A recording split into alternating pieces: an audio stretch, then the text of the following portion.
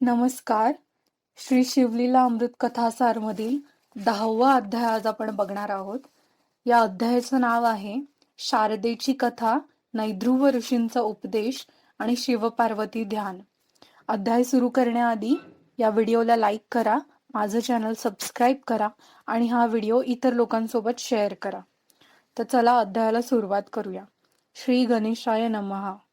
हे कामरूपी गजाचे विदारण करणाऱ्या पंचानना, हे क्रोधरूपी अभ्र नष्ट करणाऱ्या प्रभंजना, हे मदरूपी अंधार दूर करणाऱ्या सूर्या, चंद्रशेखरा, वृषभवाहना, शंकरा, मत्सररूपी आरण्य जाळून टाकणाऱ्या अग्ने, दंभरूपी पर्वताचे चूर्ण करणाऱ्या इंद्रा, अहंकाररूपी अंधकासुराला मारणाऱ्या व धर्माचे वर्धन करणाऱ्या भालचंद्र शंकरा, आनंदरूपी कैलासवनात विहार करणाऱ्या शंकरा, निगम व आगम यांना वंद्य अशा सुहास्य वदना शंकरा, दक्षाचा यज्ञ तू उद्ध्वस्त केलास. तू आनंदाचा सागर आहेस, तू दयानिधी आहेस, तू ब्रह्मानंद आहेस. सिंहकेतू राजा आणि भिल्ल यांचा उद्धार झाल्याची कथा सांगितल्यानंतर सूत नैमिषारण्यात पुढे दुसरी कथा सांगू लागला. ती ब्रह्मानंद कृपेने मी पुढे सांगत आहे, श्रोत्यांनी ती ऐकावी. सौराष्ट्र देशात देवरथ नावाचा एक विप्र राहत होता. तो पंडित व कुलीन होता. शारदा नावाची त्याची मुलगी चतुर, गुणवती व सुंदर होती. पद्मनाभ नावाच्या विद्वान ब्राह्मणाशी तिचा विवाह झाला. पद्मनाभाला राजाकडे सुद्धा मोठा मान होता. विवाह सोहळा 4 दिवस उत्तम प्रकारे पार पडला. तो जावई काही दिवस ससूरकडे राहून मग घरी जाणार होता. पण दुर्दैव असे की संध्याकाळी तो नदीवर स्नानसंध्या करून परत येत असता त्याला साप चावला आणि वाटेतच तो मरण पावला. जिकडे तिकडे वार्ता पसरली. लोक धावले. देवव्रतासह शारदा व तिची माताही तेथे धावत आली. शारदा फार विलाप करू लागली.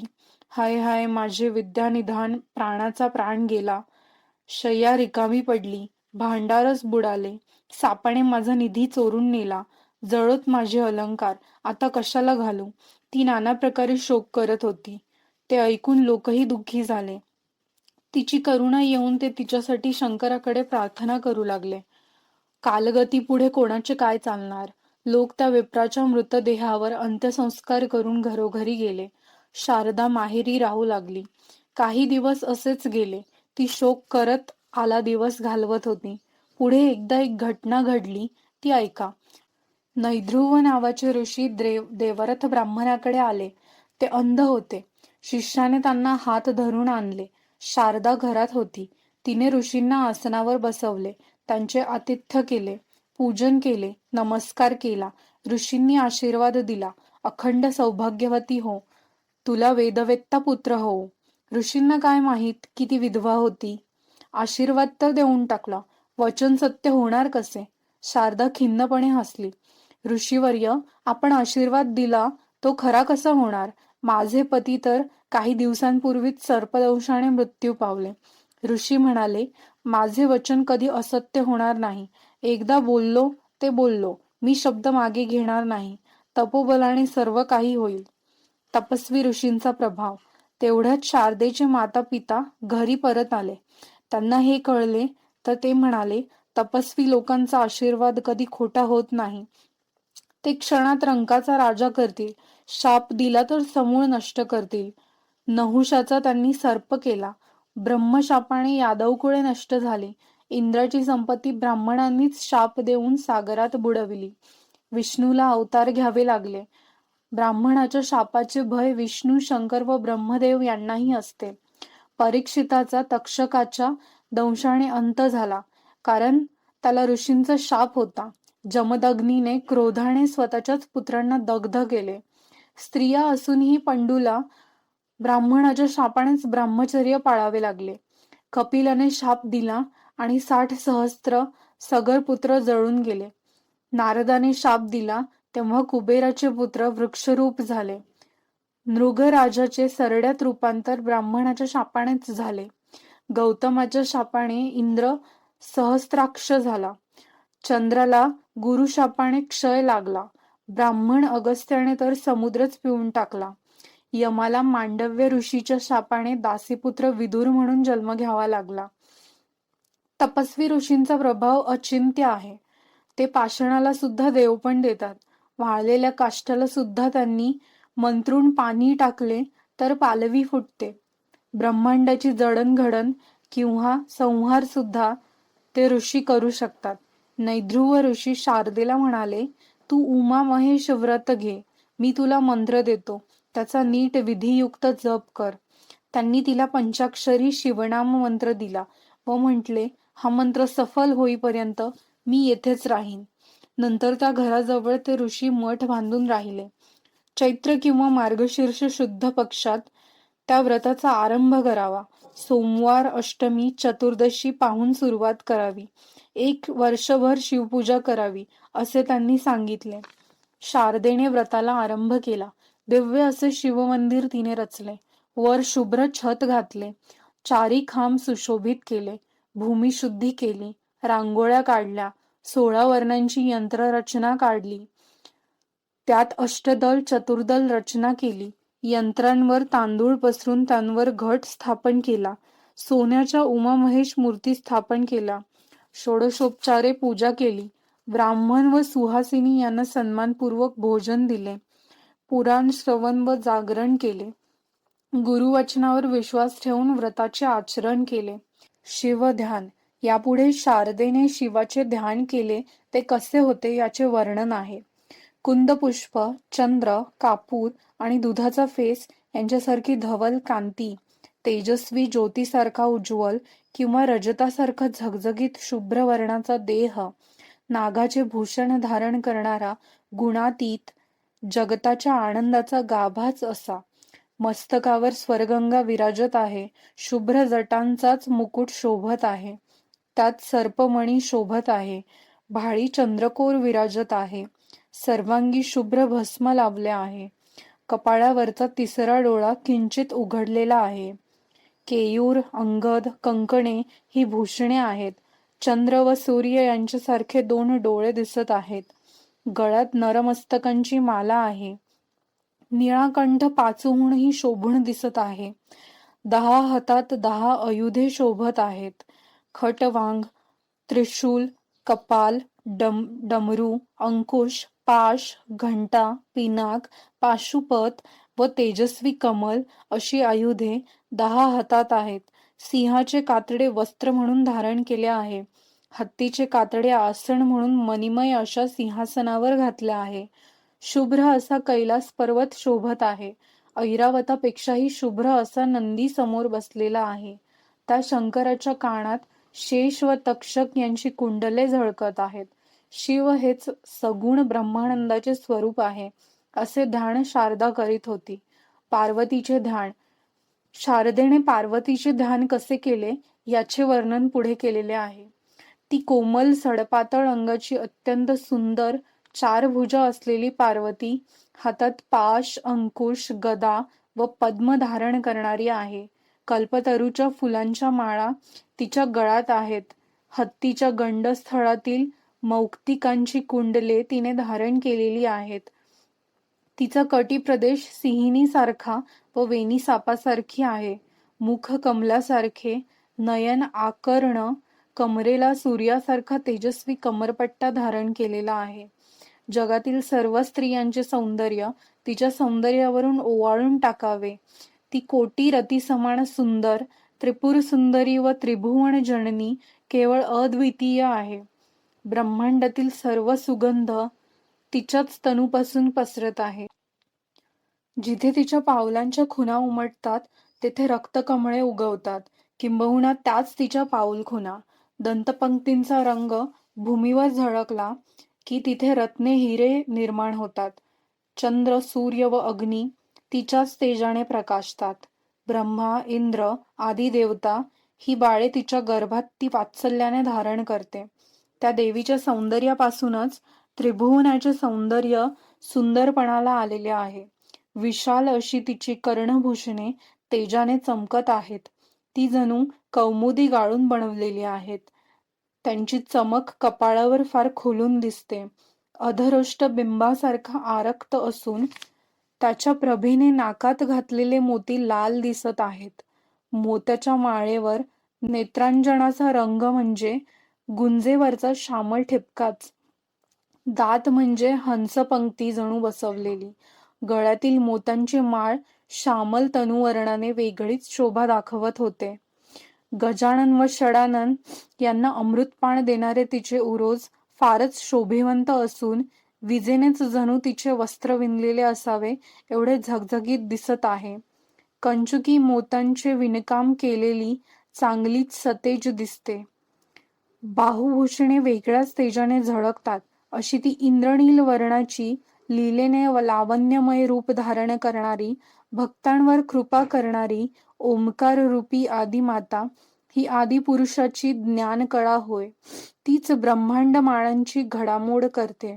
तिच्या रूपाचे दर्शन करता करता शिवही तटस्थ होतो. तिच्या कर्णात मोत्यांचे घोस दिसतात. ते कृत्तिकांचे पुंजच आणि सकाळ संध्याकाळची शोभा हीच तिची कुंकवाची रेषा होय. शिव जरी विषप्राशन करून सद्गुणाचा निर्गुण झाला तरी हिचे सौभाग्य अखंड राहते. हिने एकदा दक्ष कन्या होऊन व दुसऱ्यांदा हिमवताची कन्या होऊन शंकराला वरिले. तिच्या भाळी बिजवरा हे भूषण फार शोभत आहे. मुखाला तांबूल रेषा आहे. तिचे वर्णन कवींनाही करता येत नाही. तिची वेणी प्रयाग क्षेत्रीच्या प्रवाहासारखी ती पेडी आहे आणि केसांचा कृष्णवर्ण ती यमुना, माळलेल्या शुभ्र वस्त्रे ती गंगा व लाल फुले ही सरस्वती असे म्हणता येईल. मूद, राखडी आदी अलंकार हे त्या प्रवाहातले मत्स्य, कूर्म आदी जलचर असून केशाग्री बांधलेला गुच्छ हाच सागर होय. मोहनमाळ तर ब्रह्मांडेच ओवाळून केलेली आहे. जीव आणि शिव हेच तिचे स्तन, जणू दोन्ही पक्षी तिने सावरून धरलेले आहेत. वज्रचुडे तिने धारण केलेले आहेत आणि 10 बोटात 10 मुद्रिका आहेत. ते तर तिचा बंधू विष्णू याने घेतलेले 10 अवतारच आहेत. तिच्या पायातील नुपुरांचा ध्वनी ऐकताच शिवही समाधी सोडून आपल्या नेत्रांचे चकोर पक्षी करून तिचं मुखचंद्र अवलोकन करतो. एकनिष्ठ भक्त हेच तिच्या चरणांगुलीत धारण केलेली जोडवी आदी अलंकार. शारदेने पार्वतीच्या अशा दिव्य स्वरूपाचे सदाशिवासह ध्यान केले. वर्षभर शारदेने व्रत केले. शेवटी 1100 दाम्पत्य भोजन घालून उद्यापन केले. नैद्रुव ऋषींनी सर्व विधी करून घेतले. रात्र झाली. जप आणि ध्यान करीत शारदा बसली होती. तिचे आई वडीलही होते.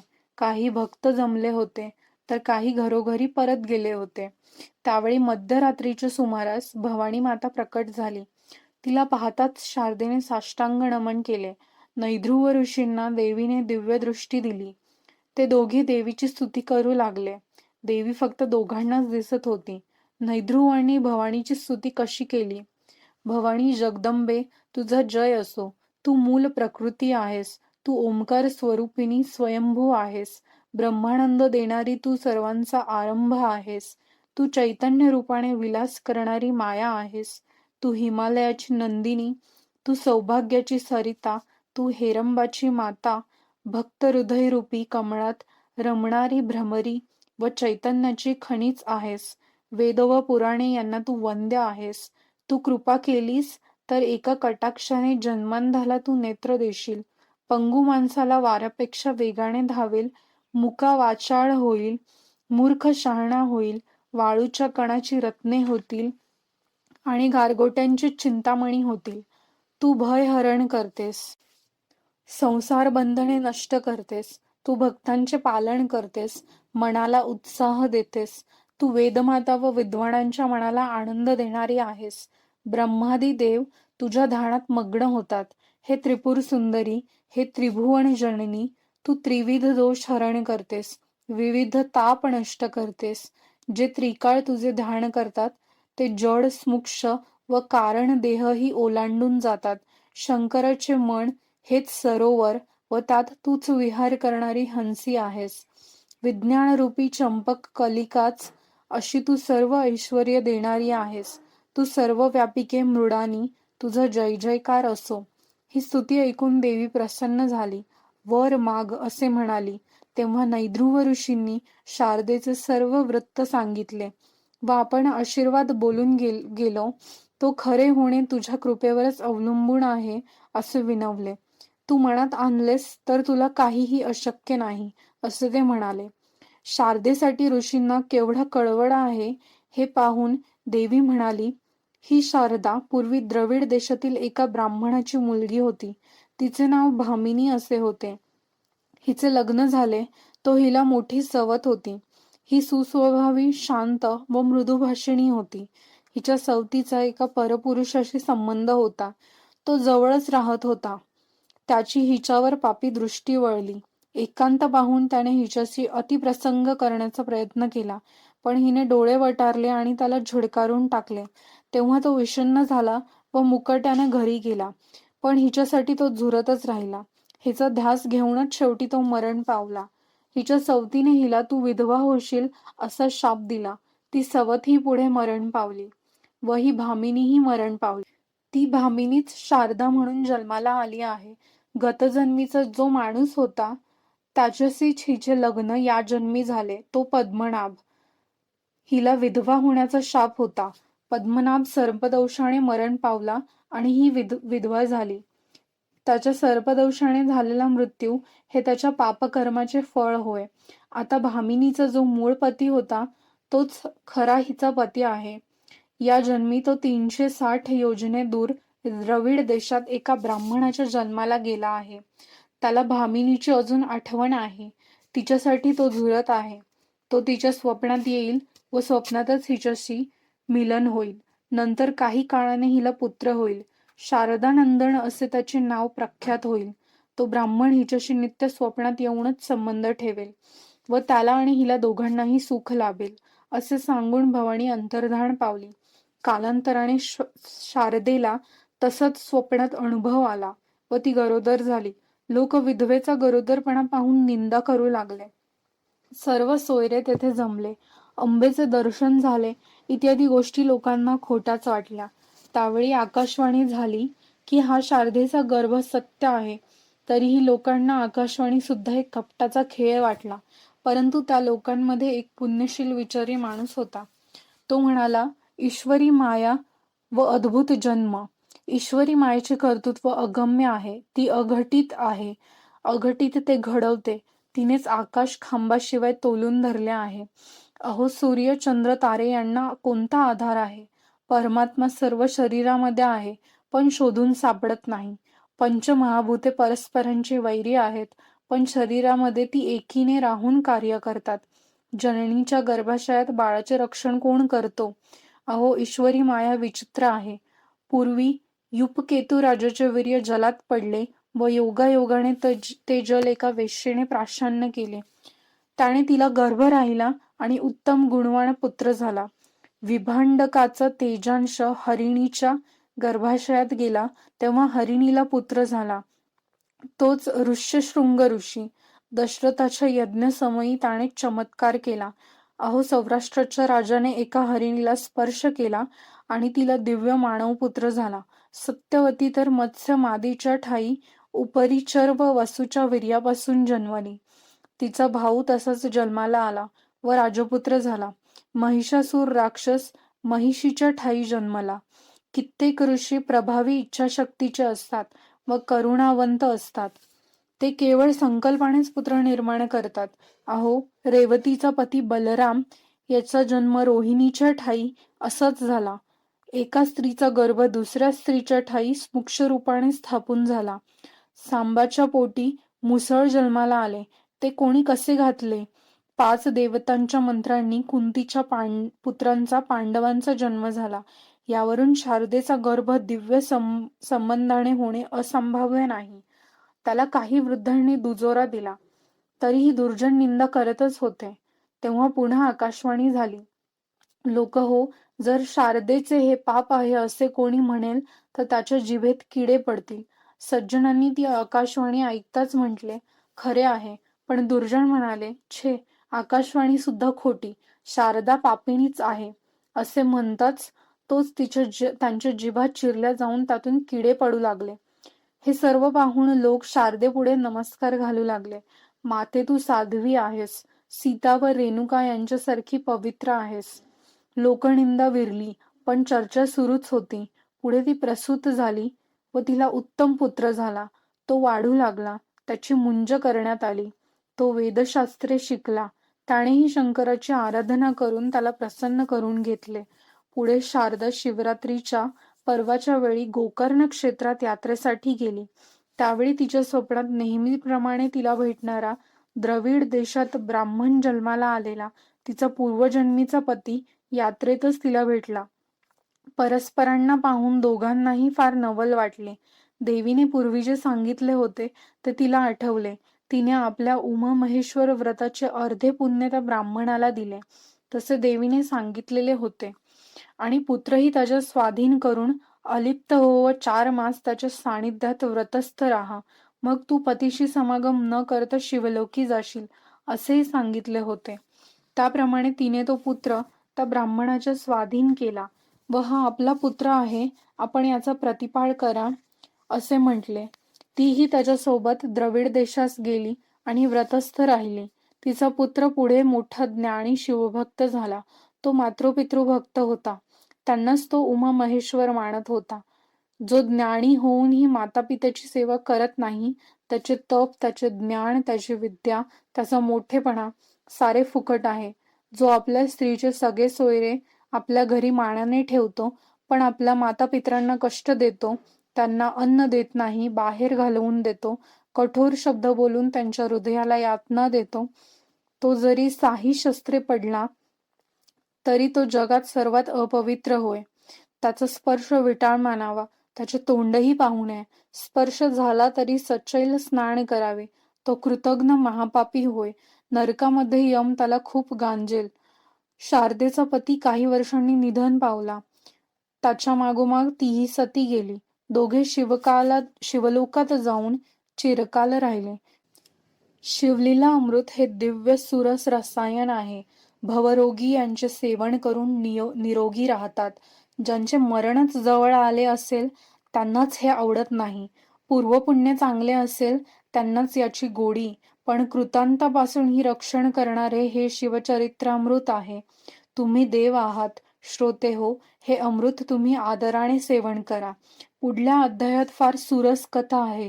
तिने वक्ता व श्रोताही पावन होतील. शिव पार्वती यांचे पाठीराखे होतील. स्कंद पुराण ब्रह्मोत्तर खंडातील हा शिवलीला अमृताचा 10वा अध्याय श्रोते नित्य श्रवण करो. श्री सांब सदाशिवर्पणमस्तु. हा अध्याय शांततेपूर्वक ऐकल्याबद्दल मनापासून आभार.